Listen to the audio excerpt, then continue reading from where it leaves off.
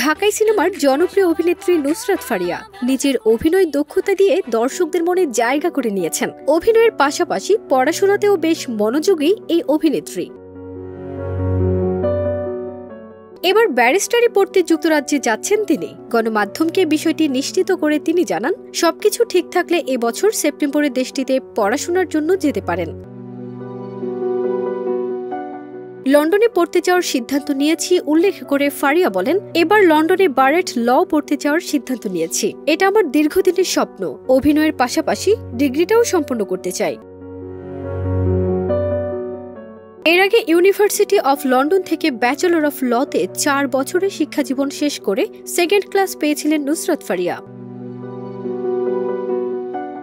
উল্লেখ্য, নুসরাত ফারিয়া প্রথমে radio jockey হিসেবে তার কর্মজীবন শুরু করেন। এরপর মডেলিং এবং বিজ্ঞাপনের মাধ্যমে শোবিজে প্রবেশ করেন। 2015 সালে তিনি তার প্রথম চলচ্চিত্র আশিকি দিয়ে চলচ্চিত্রে আত্মপ্রকাশ করেন। ফারজানা নিকিতা, দেশ রূপান্তর।